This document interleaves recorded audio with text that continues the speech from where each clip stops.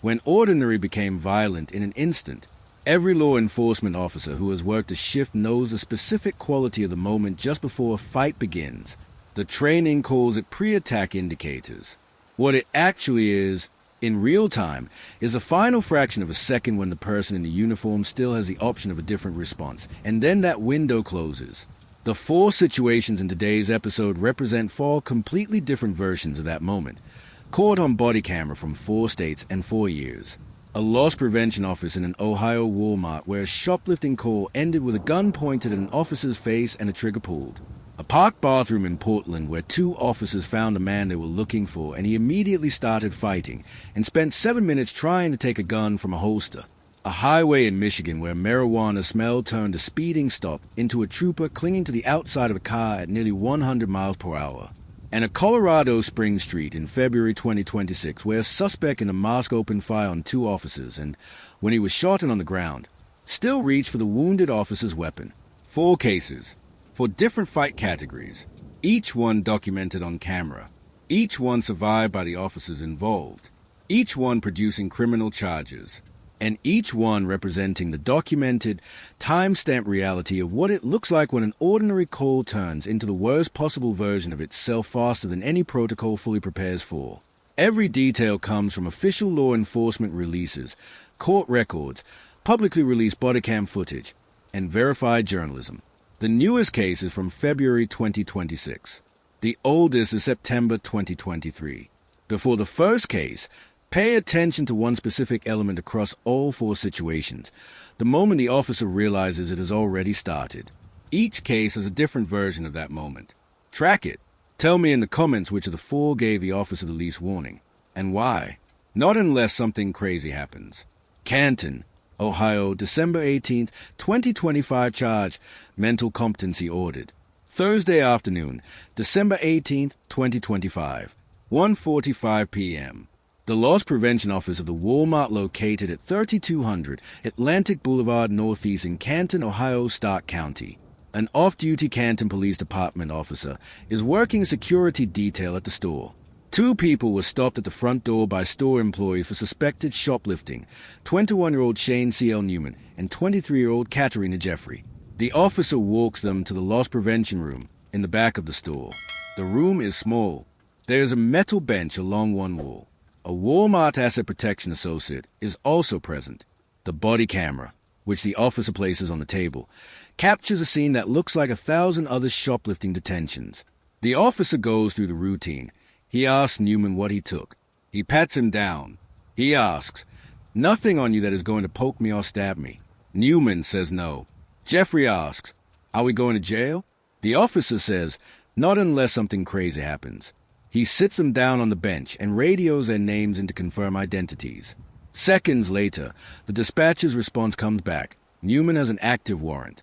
He is classified as armed and dangerous.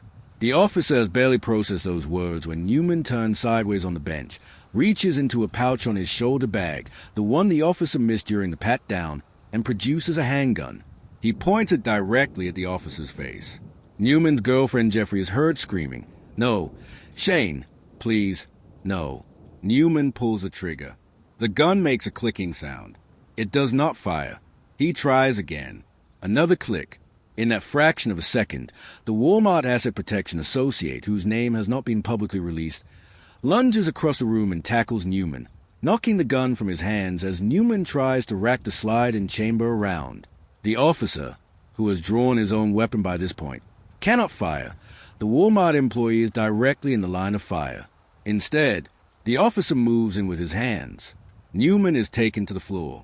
He is handcuffed. Both he and Jeffrey are in custody. No shots are fired. What the officer said after.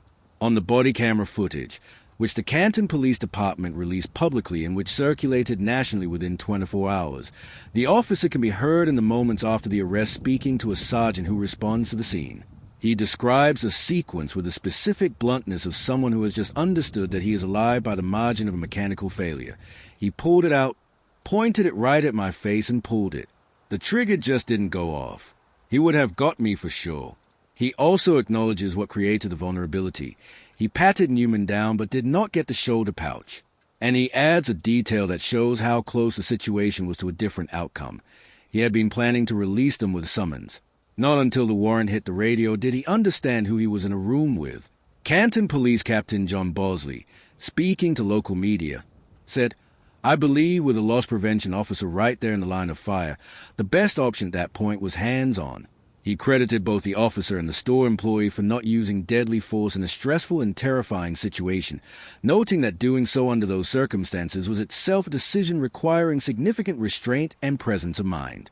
Canton Police Chief John Gabbard issued a statement that ended, "This incident is a reminder of the ever-present threat of violence against police officers and the gracious provision of God's protection." Walmart praised the Asset Protection Associates' actions in a corporate statement. "We are proud of the brave action our Asset Protection Associate took to maintain the safety of everyone in our store." Newman's history and the charges.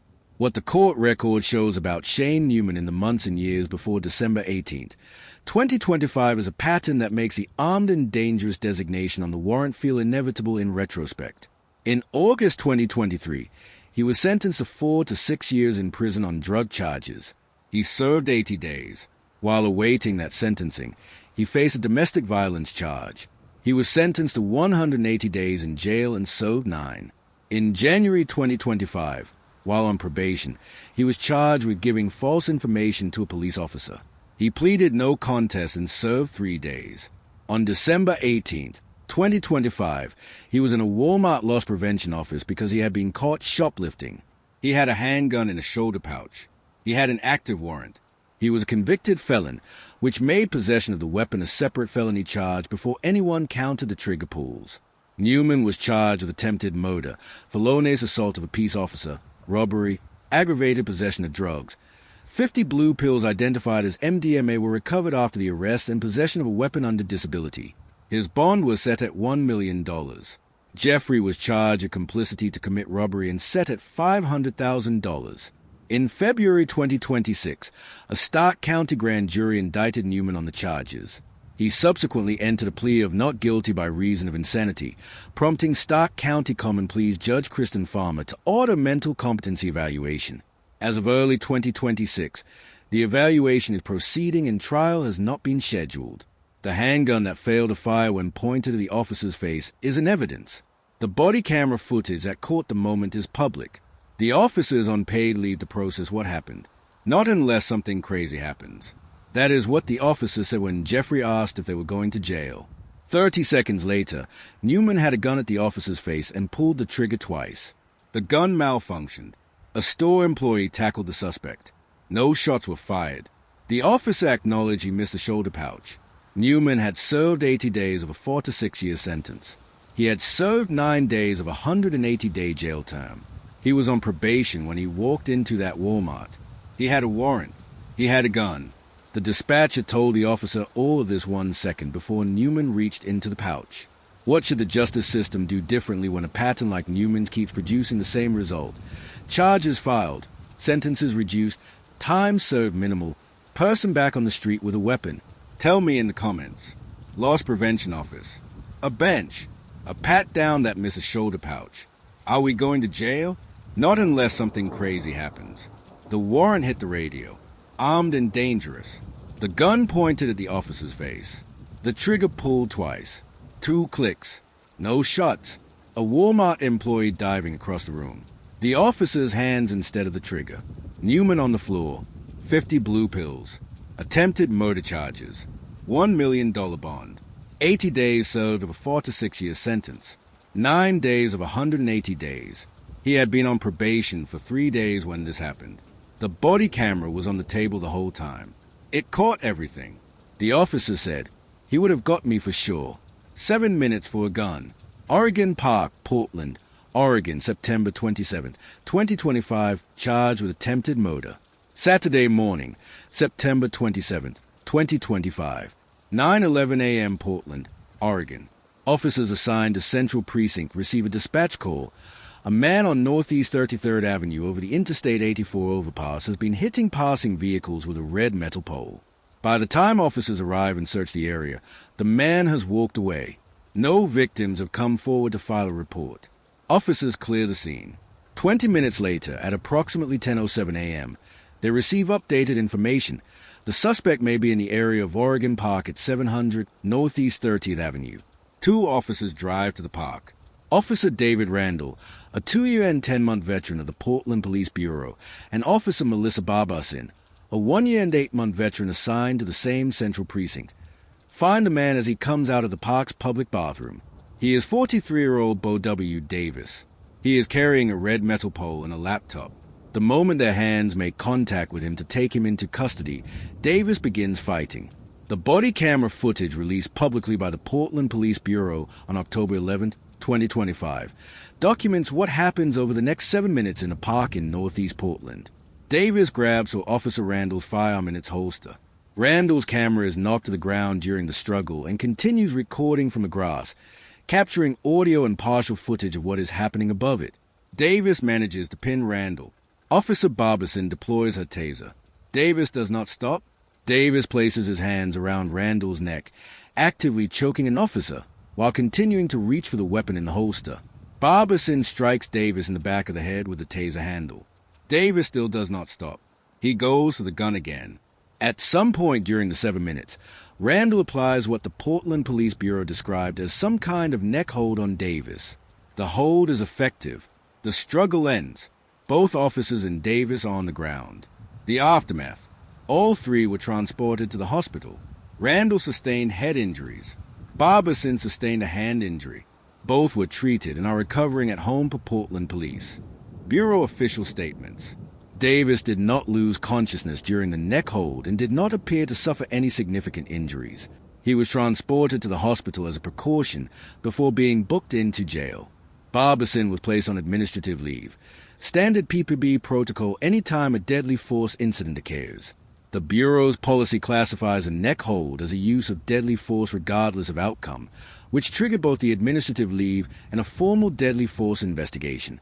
The investigation was referred to the Multnomah County District Attorney's Office. Davis was charged with attempted murder and assaulting a public safety officer. The specific detail that makes the Portland case stand out is duration. Not seconds, 7 minutes. For 7 minutes, 2 officers fought a single person in a public park on a Saturday morning while an emergency radio call went out for backup. In those 7 minutes, Randall was pinned. Randall was choked. Davis made multiple separate attempts to get the firearm out of the holster. Barbison tars the suspect, struck him with a taser handle, and kept fighting. The neck hold that ended the struggle were classified as deadly force under Bureau policy, meaning the act of ending a 7-minute fight in which an officer was being choked and a gun was being grabbed was itself subject to a full deadly force investigation. The investigation is proceeding. The charges are filed. 7 minutes is a very long time to fight someone for a weapon. 2 officers with combined 4.5 years of experience on the force found a man with a metal pole in a park. He immediately began fighting and spent 7 minutes trying to take a gun out of a holster while choking one of the officers. A taser made no difference. The physical struggle that ended it was classified as deadly force under Bureau policy. 7 minutes. No backup had arrived by the time it was over. Both officers sustained injuries significant enough to require hospital treatment. What should the standard be for responding backup time to an officer down fight call? And what does 7 minutes without backup arriving say about patrol staffing in the area of Portland that morning? Tell me in the comments. Saturday morning in Portland. A man with a red metal pole hitting cars on an overpass. 20 minutes after clearing the scene, information about his location at a nearby park. 2 officers at a park bathroom. The moment contact was made, the fighting started. 7 minutes. A gun in a holster being grabbed. An officer pinned. An officer being choked. A taser deployed. A taser handle used as a strike weapon. A neck hold that ended it. Both officers to the hospital. Davis to the hospital, then jail. Attempted murder. Assaulting a public safety officer. The neck hold that saved Randall's life is under a deadly force investigation. The investigation is proceeding. 7 minutes is a very long time when someone is trying to take your weapon. Stop and let me out. Jackson County, Michigan, September 24, 2023, sentence March 19, 2026. Sunday morning, September 24, 2023, 9 a.m. U.S. Route 127, Summit Township, Jackson County, Michigan. Michigan State Police Trooper Raventona, a 12-year veteran of the Jackson Post, is running radar. She clocks a maroon Chrysler 300 traveling at 92 miles per hour. She initiates a traffic stop near the area of Cooper, High, and Elm Streets. She approaches a driver. He is 21-year-old Tavian William Beasley of Detroit. The stop begins normally. Beasley provides his license. Tona notices marijuana smoke in the vehicle. She asks, "Do you have marijuana burning right now?" Beasley says yes. She tells him he cannot smoke marijuana while operating a vehicle and that he was also doing 9 to 2 on the highway. She instructs him to step out. He does. He is cooperative. She tells him to sit on the curb. He asks if he can make a phone call. She tells him not yet. He sits down. Then, while talking on his phone despite her instruction not to, he stands up and starts walking back toward his car. What the body camera captures in the next sequence is one of the most dramatic pieces of traffic stop footage to emerge from any American state police department in recent years. Tona is at the car door. Beasley is trying to get back in. She grabs his arm. He gets into the driver's seat anyway and closes the door. She is now reaching through the open window, trying to prevent him from driving. Her left hand is on the door frame. The engine revs. She is yelling, "Put it in park. Stop. Let me out." The car accelerates. She is partially inside the window, partially outside, holding on. The vehicle reaches speeds that Michigan State Police would later estimate at close to 100 miles per hour. For approximately 3/4 of a mile, with Tona's body hanging from the driver's side window, the Chrysler 300 travels down a public road in Summit Township before Tona is able to get the car to slow and she falls free, rolling to the roadway. The body cam that drove away. During the struggle, Tona's body camera was knocked loose from her uniform. It dislodged and fell into Beasley's car, and it kept recording. The footage from inside the moving vehicle captured Beasley on his phone immediately after the trooper fell from the car. He is heard telling someone, "Bro, I just pushed police out the car. I am running. Bro, I am running. She got my ID and everything. I do not have nothing. I am scared. Bro, I do not know what to do." He ended the call and continued driving. Tona, who had fallen from the car at high speed, was taken to Henry Ford Jackson Hospital with injuries that Michigan State Police described as minor. She recovered and returned to duty. Beasley sped away but turned himself into law enforcement the following day after speaking with his family. He was arraigned Tuesday, September 26, 2023, on charges of assault with intent to murder, carrying a concealed weapon, and assaulting a police officer causing injury. His bond was set at $500,000. Michigan State Police Lieutenant Rene Gonzalez said at the time, "The MSP is thankful our trooper is safe and survived the ordeal. As we teach our troopers, there are no routine traffic stops as we never know what we are walking up on. Our troopers are taught to always be ready for anything at a moment's notice, as a situation can change." A statement that proved to be correct in the most literal possible way that morning in Jackson County. The sentencing, and what the trooper said. Tavian William Beasley pleaded guilty to assault with intent to murder and related charges. On Thursday, March 19th, 2026, 2.5 years after the Jackson County stop, Beasley appeared before visiting Circuit Court Judge Richard Bull for sentencing. He was 23 years old. His attorney, Chief Public Defender Kevin Rogers, acknowledged to the court that his client had been a 22-year-old who made a bad decision and then made the terrible decision to try and mitigate those consequences by driving away after the trooper ordered him not to. Rogers said, "I truly hope he learns from this." He noted that the agreed sentencing of 5 to 10 years in prison fell below the calculated guidelines minimum of 10 to 17 years and expressed gratitude for what he described as the court's mercy.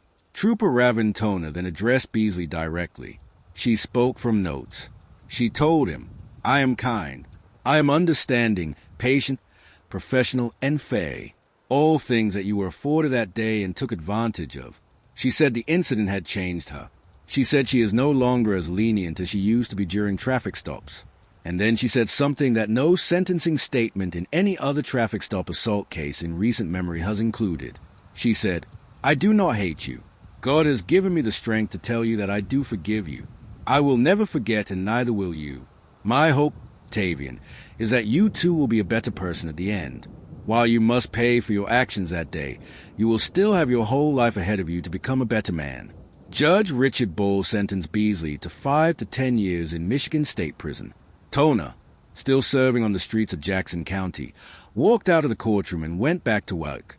Tavian Beasley dragged a 12-year veteran Michigan State Police trooper at near highway speed for 3/4 of a mile, drove away with her body camera still recording in his car, called someone from a moving vehicle and said, "Bro, I just pushed police out the car," turned himself in the next day after speaking with his family, pleaded guilty, and was sentenced to 5 to 10 years in prison. His sentencing guidelines said 10 to 17 years. The court agreed to 5 to 10. The trooper forgave him in open court and said she hoped he would become a better man. Do you think the sentence matched the crime? And do you think Trooper Toner's forgiveness in court was the right response?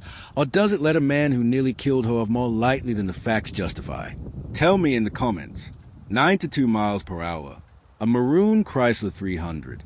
A trooper who smelled marijuana. Do you have marijuana burning? Yes'm. Step out of the car. Yes'm. Put it in park. Stop and let me out. 3/4 of a mile at nearly 100 miles per hour with a trooper hanging from the window. Her body cam in his car recording him on the phone. "Bro, I just pushed police out the car." He turned himself in the next day. Pleaded guilty. 5 to 10 years. Below the sentencing guidelines. Her forgiveness in open court. "I do not hate you. I do forgive you. You will still have your whole life ahead of you." She walked out of the courthouse and went back to work. She said she is no longer as lenient during traffic stops. She still serves on the streets of Jackson County. He was still reaching for the gun. Colorado Springs, Colorado, February 2nd, 2026, charged attempted murder. Monday afternoon, February 2nd, 2026, 1:30 p.m. The intersection of East Bijou Street and Balfour Avenue in Colorado Springs, Colorado. Colorado Springs Police Department officers are in the area on a separate call when they observe a person exiting a building wearing a mask that conceals their face. A detail that stands out, a detail that produces a second look. The masked person sees the officers and flees. The officers follow. The chase is brief. What ends? It is a gunshot. 35-year-old Michael Foster, who has outstanding felony warrants unrelated to the current situation, opens fire on the pursuing officers. Officer Dan Mork, a veteran of the CSPD, is struck and goes down with serious injuries. His partner, Officer Aaron Mibbett, a 26-year veteran of the department, returns fire and shoots Foster. Foster goes down. Foster is now on the ground, shot, with 2 officers at the scene. And then Foster does something that the body camera footage released publicly by the Colorado Springs Police Department on February 20th, 2026 makes visible and undeniable. He reaches for Officer Mork's firearm. The Colorado Springs Police Department released a significant event briefing video about this incident on February 20th, 2026, 18 days after the shooting. The video is narrated by department officials and includes bodycam footage from the officers involved. It documents Foster fleeing from officers, the shooting, Officer Mork going down with serious injuries, Officer Mibbett returning fire and striking Foster, Foster on the ground, and the reach for the weapon. Foster was struck by Mibbett's fire while on the ground. The firearm recovered at the scene was a stolen loaded Springfield Hellcat 9mm handgun. Foster was a prior convicted offender, which means he was prohibited by law from possessing any firearm. 2 officers, 1 exchange, 3 charges. Officer Mork was transported to the hospital with serious but non-life-threatening injuries and was released from the hospital prior to the February 20th public release of the bodycam footage. Officer Mibbett, whose 26 years of service made him the most experienced officer at the scene, was placed on standard administrative leave following the use of force, which is CSPD protocol. Under Colorado law, the El Paso County Sheriff's Office was designated to independently investigate the use of force by both Mork and Mibbett. The results of that investigation were to be transmitted to the 4th Judicial District Attorney's Office for determination of lawfulness. Both the department and the DA's office were working through that process as of the time this episode was recorded. Michael Foster was charged with attempted murder of a peace officer, first-degree assault on a peace officer, 2 counts of resisting arrest, and possession of a weapon by a previous offender. The attempted murder and assault charges reflect both the initial shooting, which injured Officer Mork, and the subsequent reach for the downed officer's weapon while Foster was on the ground. Colorado law treats the reach for an officer's weapon during a confrontation as an additional separate element of the assault, not merely as part of the initial shooting. The outstanding unrelated felony warrants that Foster had at the time of the encounter have not been publicly specified. He was in critical but stable condition at the hospital and had not been formally arraigned as of the initial reporting. He remains charged in legal proceedings. What the Bodycam added. The specific value of the body camera footage here is what it documents about the sequence. It captures Foster fleeing, the pursuit, Foster firing, Mork going down, Mibbet returning fire, and then the reach. The reach is the element that could have been disputed or denied without footage. With it, the fact is documented. An officer was shot and seriously injured, and the person who shot him was on the ground, also injured, and still actively reaching toward that officer's weapon. Mibbet fired again. That decision, firing at someone who was already down and wounded but still reaching for a law enforcement weapon, is exactly what a body camera exists to document, because it is exactly the decision that outside observers without the full sequence will be most likely to misunderstand. Colorado Springs Police Chief Adrian Vasquez confirmed that the investigation by El Paso County and the DA's office would proceed with full access to all available evidence. Mork was well enough to be home before the footage was publicly released. Mibbet, 26 years on the department, was on administrative leave. He was doing his job on a Monday afternoon when a man in a mask fled from a building, opened fire on his partner, went down, and still reached for the gun. A man in a mask, a flee, a shoot, an officer seriously injured on the ground, the shooter also on the ground, and then a reach for the weapon. Foster had outstanding felony warrants. He had a stolen illegal handgun. He was a convicted felon who was prohibited from possessing firearms. He shot one officer and reached for another's weapon while lying wounded on the ground.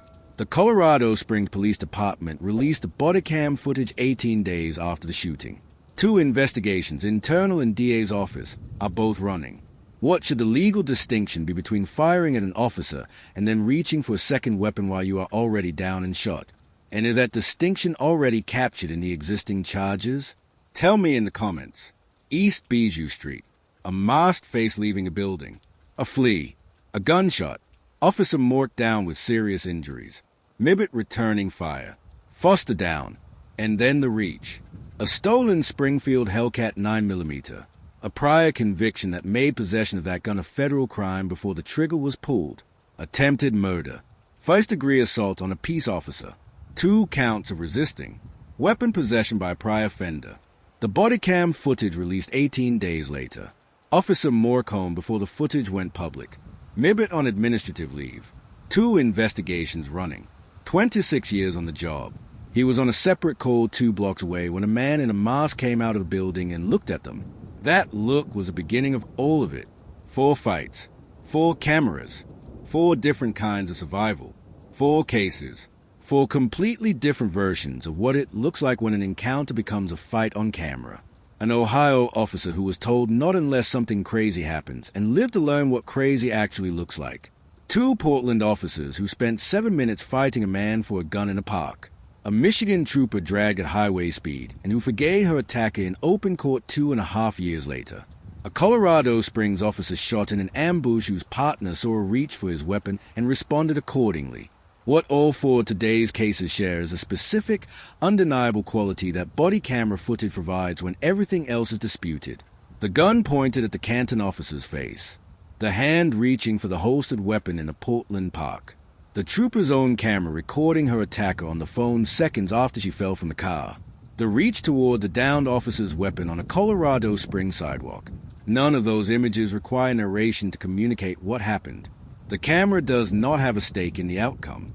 It records a moment, and in all 4 of today's cases, the moment is a record. Tell me in the comments which of today's 4 fights you think was closest to a different outcome. New episode coming. See you in the next one.